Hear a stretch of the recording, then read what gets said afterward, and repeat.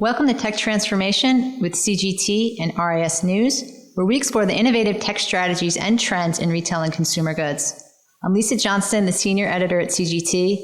In this episode, we're recording at Analytics Unite, the 3-day summit produced by RIS and CGT, being held live in Chicago at the Drake. Now, things might look and sound a little different, but we wanted to take the time to talk with some of the attendees since it's full of retail and consumer goods executives. And so today, I'm here with Ash Mehra, most recently the Chief Information Officer of Packable, and also previously with Mondelez. So Ash, welcome. Thanks so much for talking with me. Thank you, and I'm really excited, and thank you for the opportunity to speak here. Thrilled to have you. Can you get us started by telling us just a little bit about your background? Now, you're also with Mondelez before Packable. Absolutely, and I'd love to do that. As you said, I'm Ash Mehra, and I think of myself as a data and digital and technology leader. I've had experiences working in large companies and small companies. I find both very, very exhilarating. As you said, most recently, I was with Packable, which is an e-commerce brand accelerator. I'm originally from India. I carry a Singapore passport. New Jersey is our home, and I have a wonderful wife and 2 kids that are right now, one just out of college and one a rising senior. It's an exciting time for you. It is. Now, the consumer goods and the retail industries both talk often about the need to break down internal silos in order to advance digital transformation. I've been hearing that talked a lot about this week. In your experience, where does the most amount of work need to be done? But on the flip side, where do you see a lot of progress being made? No, that's such a great question. And as I have worked now in small and large companies, I can see the difference in speed.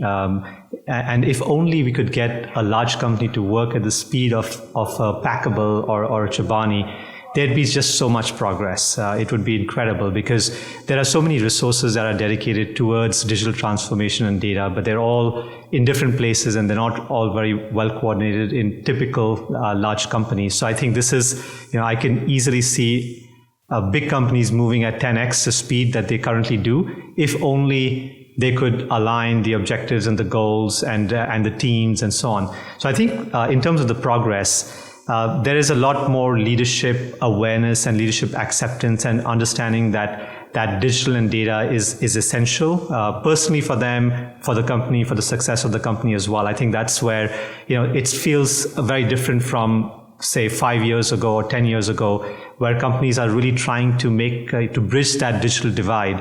So I think that's already great progress. There's a lot more blocking and tackling that is needed to really solve this silo issue. So I think it starts with establishing transparency around goals. So really, if there's great understanding of what's really critical for the company to achieve, how you prioritize and sequence those goals, and really enrolling people on those goals, I think that's really critical. There's more progress to be done there, and I think it's easier than it sounds. And the other part is clarifying roles and responsibilities. So, otherwise there's a lot of internal lobbying that continues, right? So how can you create a safe structure for multiple teams to collaborate? So with the clarity of what every team brings to the party, but also where the company is headed and what is most critical in terms of what's most critical in terms of metrics. So if you can do that and really get the entire data and digital ecosystem to be working in sync, there'd be much more progress and much quicker progress. The theme of this year's show is accelerating growth, talent, and innovation. So on the talent note, what do you think the consumer goods workplace of the future looks like?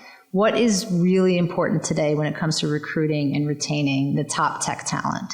Yeah, I think in many ways things have not changed, but in some fundamental ways, COVID has made changes. So I think the things that have not changed is, you have to be, as a company, you have to be humbly competing for the best talent, and you have to show what you can provide to the talent. And, whether it's tech talent, it's business talent, they're looking for great values. They're looking for a really good, experience as well. This becomes more and more critical, not just what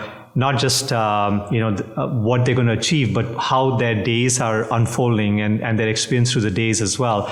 In the tech and developer or data community, it is really there.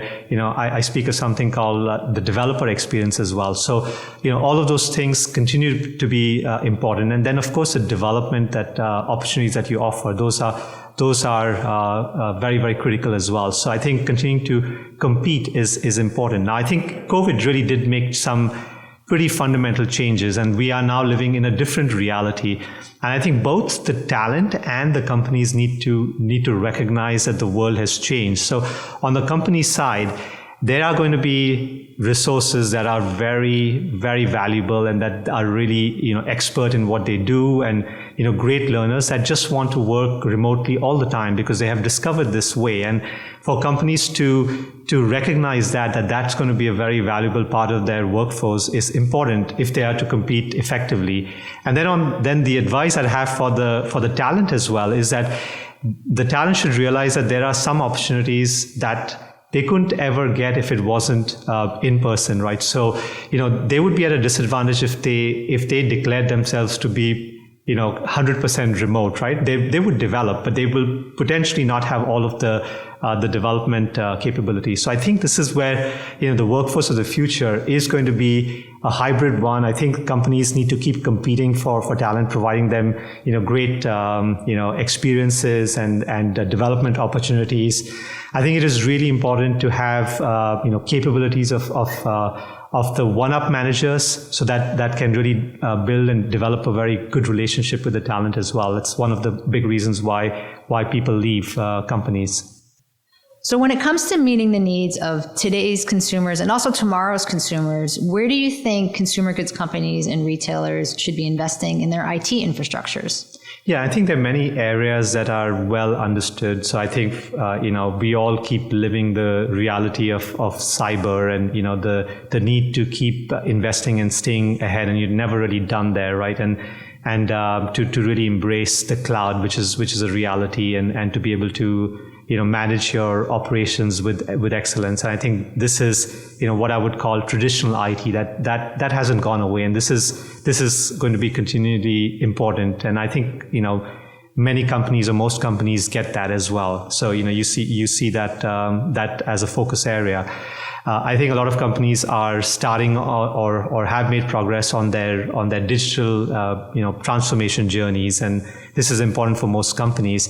What is possibly not very, very, intuitive and not most widely accepted is the need to really create industrialized data. So the data that can act like a springboard for digital transformation that can allow companies to do, to proceed in multiple directions, to be very agile, to be pivoting as the business environment changes. And, what companies tend to do is, as they see a digital opportunity, they solve for data for that digital opportunity, and that leads to data being in silos. So if we can really move from, valuable data in multiple silos to an industrialized data, right? Industrialized data, which then acts as a springboard for how the company then can drive, their transformation. I think that's a key area. And then, also for companies to think about the talent that is needed to keep driving that. And that's, you do have to build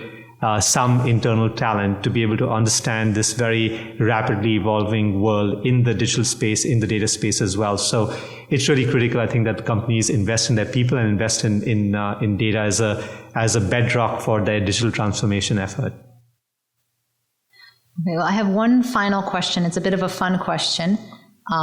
As I mentioned, the theme of this year's show is accelerating growth, talent, and innovation.